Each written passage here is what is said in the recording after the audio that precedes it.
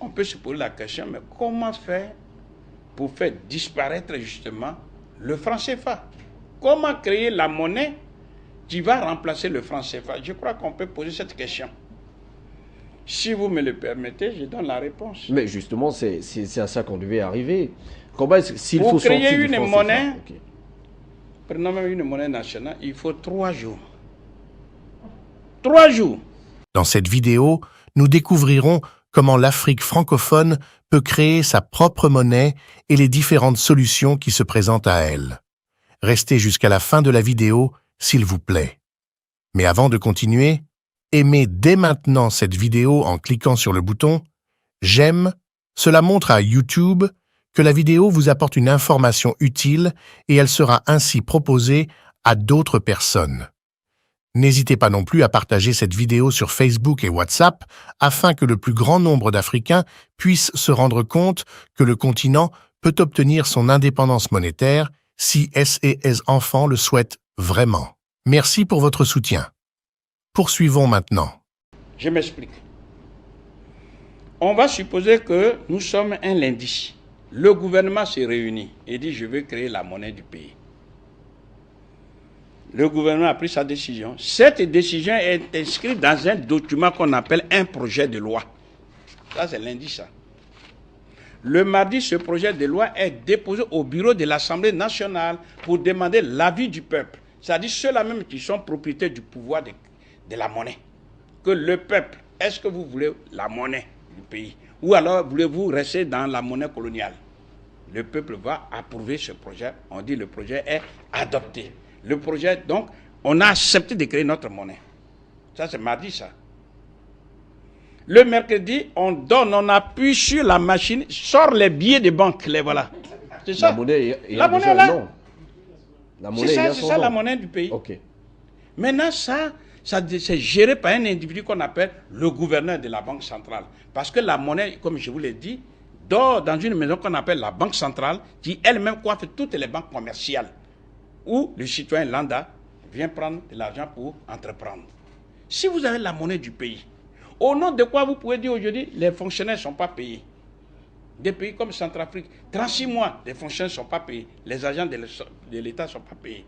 Des salaires qui sont bloqués pendant 25 ans. Parce que nous sommes dans la dépendance vis-à-vis de la France. C'est ça. Donc c'est de ça qu'il faut parler avec sérieux, avec insistance. Que créer de la monnaie, ce n'est pas de la mer à boire. Ça dépend de l'État. Ça, c'est déjà un. Deuxièmement, quand vous avez fini de créer la monnaie, il faut la gérer. La gestion aussi, ce n'est pas de la mer à boire. On n'a même pas besoin d'être un économe pour gérer une monnaie. Pourquoi? Quand vous prenez votre voiture, dans la jauge à essence, admettons que c'est 60 litres, vous faites le plein d'essence, vous voyez que c'est rempli. Et vous continuez toujours de mettre, qu'est-ce qui va se passer? L'essence se verse, c'est du gaspillage. Mais c'est exactement comme ça la gestion de la monnaie. Vous savez, pour un pays comme le Cameroun, on dit qu'il faut 10 000 milliards. Très bien. On imprime pour les 10 000 milliards. Maintenant, si l'individu qui est là, c'est un inconscient, c'est-à-dire le gouverneur de la Banque centrale, au lieu de produire 10 000 milliards, il produit 100 000 milliards. Ça crée l'inflation d'origine monétaire. Parce que l'inflation n'est pas seulement d'origine monétaire, mais c'est de ça qu'on parle. Ça, là, c'est une question de bon sens. On se pose la question, qu'est-ce qui bloque les Africains? Donc, comme on dit chez nous, quelque part en Côte d'Ivoire, que le poisson pourrit par la tête. Donc, la France a compris ça. C'est pourquoi elle place ses gouverneurs, ses sous-préfets. Et ces gouverneurs qui ça veut dire que pour qu'il y ait un véritable changement, et je réponds à la question de notre sœur,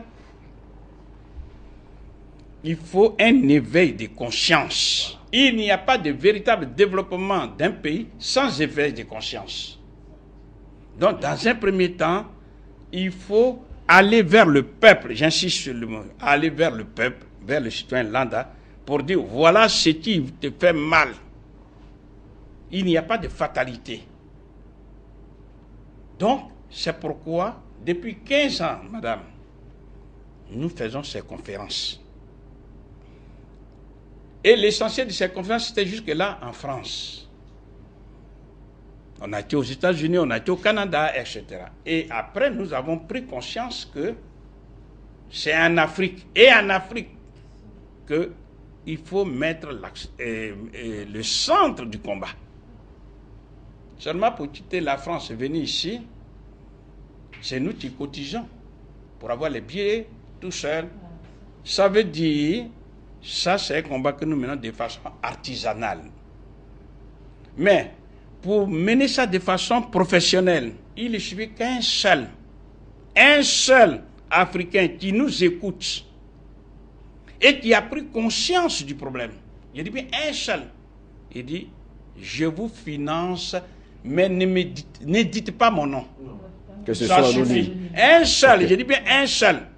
Parce que ceux qui sont au gouvernement, ceux qui sont les officiels, ils ont le devoir de parler le langage de l'entreprise qui les a embauchés. Ok. D'accord. En tout C'est cas, ça. Donc ici toutes les et façons, maintenant, c'est- s'il y a un seul, peu importe son rang, il dit, j'ai compris. Voilà, je finance cette campagne.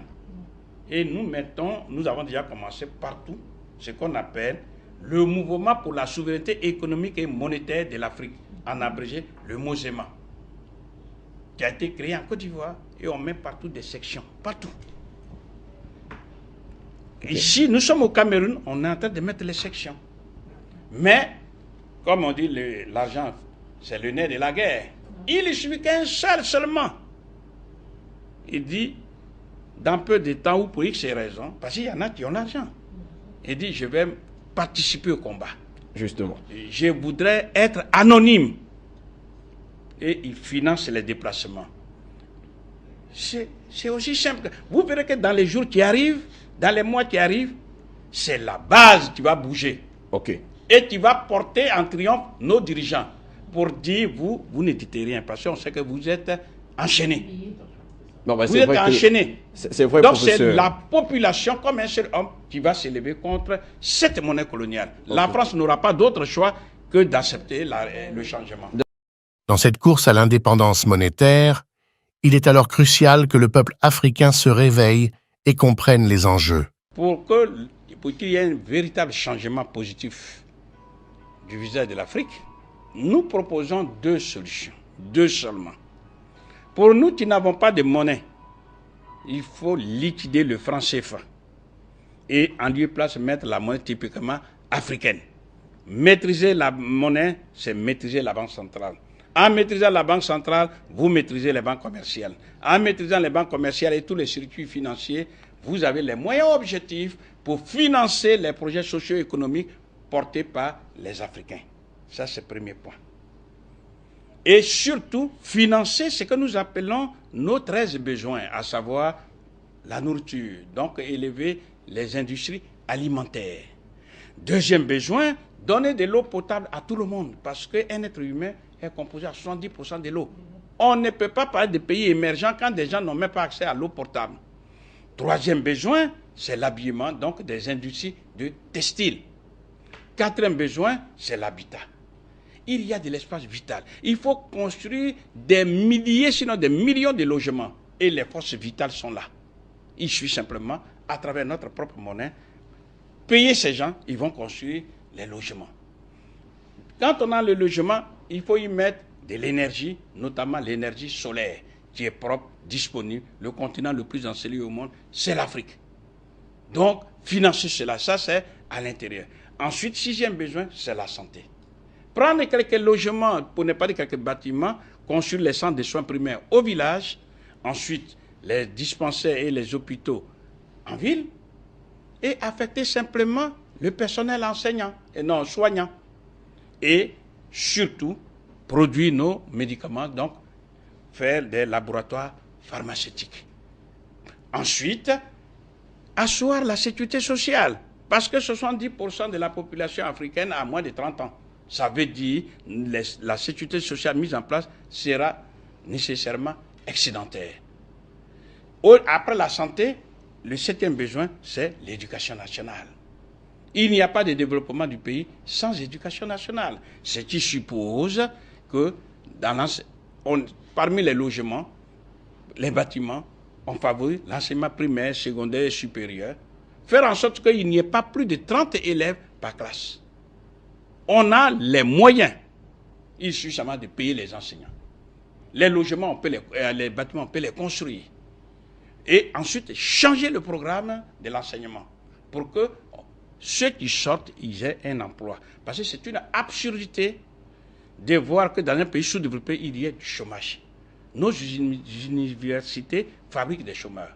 Il faut tout changer.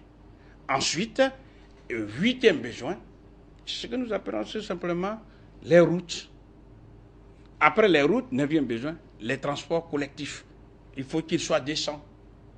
Ensuite, 10e besoin, la défense nationale.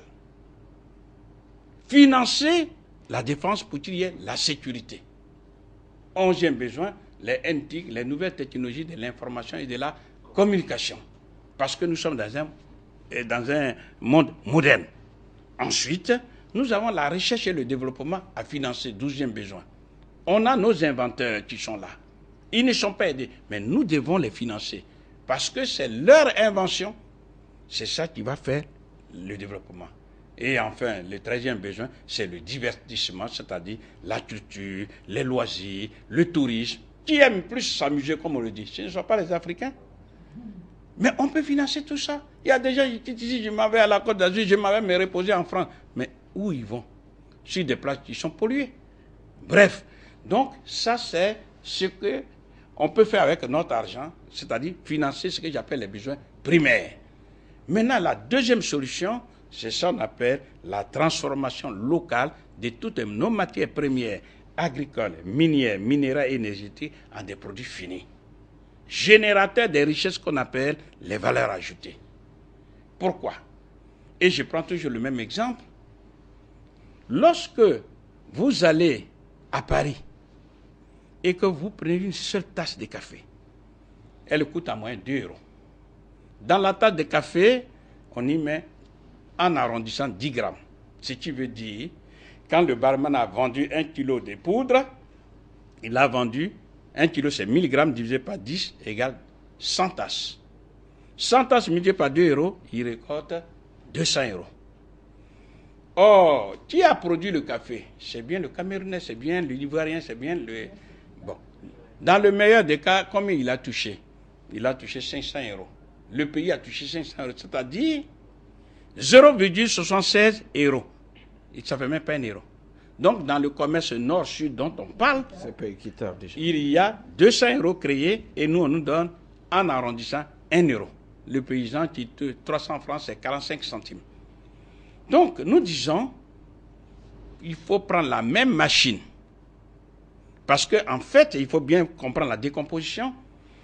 Quand l'Européen vient au port d'Abidjan ou de Cameroun, peu importe, aller-retour, il a payé. Qui travaille, parce qu'il faut assurer aussi contre les pirates de mer, qui travaille dans ces compagnies d'assurance? Ce sont les Européens. Même dans ces compagnies maritimes de transport, c'est eux. Quand on arrive au port de Rouen, peu importe, et que ça va jusqu'à je saute les étapes dans l'usine, où est la machine? Qui travaille dedans? Ce sont les Européens. Et quand le café poudre sort de la machine, il faut emballer. Donc même dans des bouteilles, dans des sachets, dans ces compagnies d'emballage, ce sont les Européens qui travaillent dedans. Jusqu'à ce que ça arrive dans les supermarchés. Qui travaille là-bas encore? C'est eux. Et c'est à partir de là que le barman, dans ce supermarché, le barman vient acheter la poudre pour alimenter son bar. Qui travaille dans ces bars? C'est eux. Vous voyez que tous les circuits, ça a donné des milliers d'emplois. Donc nous disons, comme il y a là une extraversion de ces emplois, on prend la même machine, peu importe qu'elle vienne de France, de Chine, d'Australie, et on l'implante ici. La machine fait exactement le même travail. Sur 200 €, on peut quand même leur vendre 50 €. 50 €, ça fait 31 000. Donc sur les 50 €, comme malheureusement le paysan est toujours lésé, on peut lui donner, sur les 50 €, on peut lui donner 10 €. C'est-à-dire 6 555 francs CFA le kilo. Quand le paysan obtient le kilo à 6 500, Mais il sort de la pauvreté. Et lui-même, il peut utiliser son argent pour acheter des machines agricoles et améliorer les conditions de vie. Son enfant ne va plus hériter de sa pauvreté, mais de sa richesse, ce qui n'est pas le cas. Parce que là, on a mis en place ce qu'on appelle un système excluant. Excluant qui? De la consommation du produit fini, comme le kilo de café à 200 €. Le paysan qui touche 45 centimes, ou même en arrondissant 1 euro, est-ce qu'il peut acheter à 200 €? Non. Donc lui, il est exclu de la consommation des biens, y compris même le bien que lui-même il a produit. Donc il s'agit de mettre en place un nouveau système incluant le producteur africain. Or là, il est exclu, il ne peut pas consommer tous les biens électroménagers, voitures, tout ça. Donc c'est à travers la transformation, ce que je viens de prendre comme exemple pour le café cacao, c'est valable pour toutes les matières premières, peu importe qu'elles soient agricoles, qu'elles soient minières, minérales et énergétiques. Or aujourd'hui, qu'est-ce qui se passe? Puisqu'il n'y a pas de capital, il n'y a pas d'argent, eh bien on est là, les gens viennent, ils ramassent, et puis ils prennent. Et on se contente d'exporter les matières premières. Or, exporter les matières premières, ce n'est rien d'autre qu'un appauvrissement. À travers l'exemple du café, vous voyez bien. Et il y a une conséquence. Si on transforme nos matières premières en produits finis, ça veut dire nous-mêmes, nous allons devenir des consommateurs. Je donne un exemple. Quand l'Ivoirien, qui est premier producteur mondial du cacao, prend sa fève de cacao et va trouver le Ghanéen. Le Ghanéen, qui est deuxième producteur mondial, il vient aussi avec sa fève de cacao. Qu'est-ce qu'ils vont échanger? Ils ne vont pas échanger, puisque c'est la même fève de cacao. Donc, ils sont obligés de chercher un autre qui va venir acheter, c'est-à-dire encore l'Européen. Or, si on ferme les yeux, on les ouvre, ces fèves de cacao sont devenues des tablettes de chocolat, de tous les produits dérivés. Eh bien, ils les mangent au même titre que l'Européen, au même titre que n'importe qui. Ce que je suis en train de dire. Lorsque nous allons transformer nos matières premières en des produits finis, eh bien, les Africains peuvent consommer justement les produits finis. Et l'Afrique, tout le monde le sait, sauf les Africains, est le plus vaste marché du monde en l'an 2050 avec ses 2 milliards de personnes. Donc, il y a deux solutions, deux hypothèses. Soit les Africains prennent maintenant, ici et maintenant, conscience et ils changent tout en leur faveur, et les Africains seront même en tête. Ils vont me dépasser la Chine. Ou alors, ils continuent de dormir. Ils continuent toujours d'ennoblir ces structures néocoloniales. Et en ce moment-là, ce sont des hécatombes. Surtout l'insécurité. Parce que ces millions de personnes, ces jeunes sans emploi, désœuvrés, ils vont chercher à tuer, à voler, à incendier partout. Okay. Donc, en prenant conscience de ça, c'est ça qui fait que nous sommes en train de courir, en train de parcourir le monde, en train d'aller parler aux universitaires et ainsi de suite, et demander à ces Africains dignes de ce nom de venir à notre secours. Nous aider simplement à aller parler aux Africains. Et que les Africains qui sont sur le continent, ce n'est pas eux qui prennent le risque. Puis c'est moi, quand j'ai fini de parler, demain, je prends l'avion, je m'avais encore en France là-bas.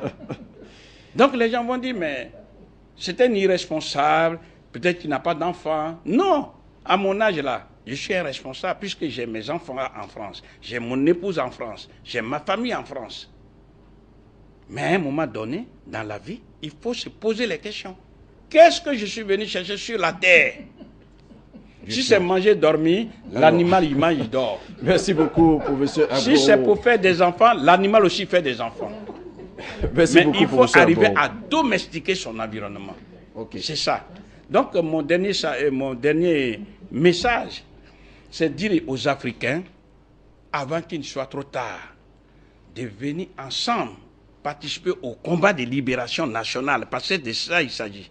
Ensuite, il y a des gens, donc que je ne vais pas, mais qui nous écoutent, qui sont capables de nous aider, tout simplement en finançant la lutte, et ceci de façon discrète. Nous espérons que la nouvelle génération de présidents africains saura prendre les meilleures décisions pour assurer la pleine liberté du peuple sur tous les plans, une fois que la question sécuritaire sera un peu mieux maîtrisée sur le territoire. Nous sommes à la fin de cette vidéo. Si elle vous a plu, n'hésitez pas à la partager autour de vous, s'il vous plaît. Si vous êtes nouveau sur notre chaîne, nous vous invitons à vous abonner en cliquant sur le bouton s'abonner. C'est totalement gratuit et cela vous permet de recevoir les notifications de nos prochaines vidéos. Votre soutien nous permet également de continuer à vous proposer des informations utiles. Merci d'être resté jusqu'à la fin. À la prochaine.